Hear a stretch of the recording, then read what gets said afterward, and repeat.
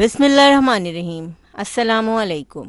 क्या आपने कभी इतने क्रिस्पी और मज़ेदार स्नैक्स बनाए हैं, वो भी बासी रोटी के साथ?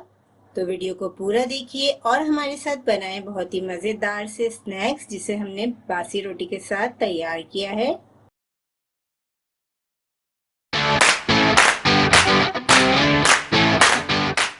अगर आप हमारे चैनल पे नए हैं और खाना पकाने की मज़ेदार रेसिपीज़ को आसान अंदाज में सीखना चाहते हैं तो हमारे चैनल रेसिपीज़ मिक्स को ज़रूर सब्सक्राइब करें।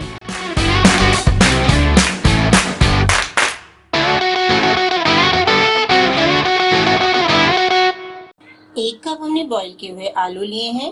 एक बारीक कटी हरी मिर्च ऐड करेंगे। 2 टेबलस्पून बारीक कटी हरी प्याज, 1 टेबलस्पून गाजर, या अगर आप गाजर और हरी प्याज ऐड नहीं करना चाहते तो इसके बगैर भी बना सकते हैं। आप हरा धनिया ऐड कर सकते हैं। हमने यहाँ पे 1 टेबलस्पून हरा धनिया ऐड कर दिया है। हस्बे जायका नमक ऐड करेंगे, थोड़ी सी कुटी हुई लाल मिर्चें, 1/4 teaspoon chaat masala, 1/4 teaspoon chicken powder, थोड़ा सा हम इसमें मोज़रेला चीज़ ऐड कर रहे हैं।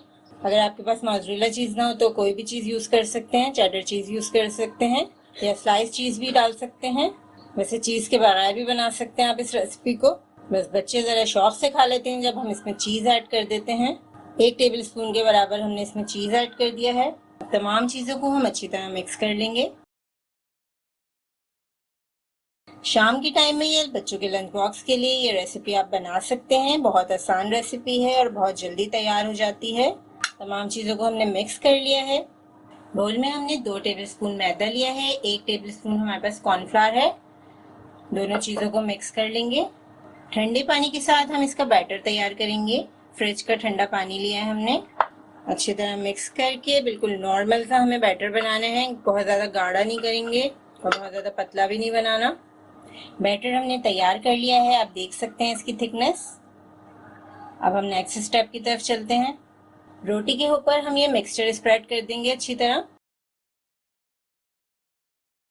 तमाम हमने वो इंग्रेडिएंट्स यूज़ किए हैं जो घर में मौजूद होते हैं, जैसे कि आलू है, इसके साथ हरा धनिया है, हरी मिर्चें हैं।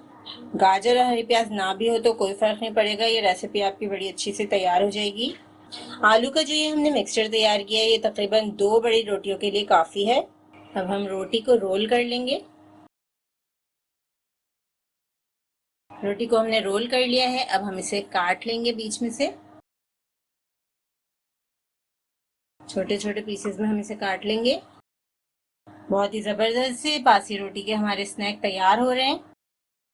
तमाम रोल्स हमने कट कर लिए हैं, अब हम इन्हें फ्राई करेंगे। अच्छी तरह इस मिक्सचर में डिप करने के बाद हम मीडियम हॉट ऑयल में इसे फ्राई करेंगे।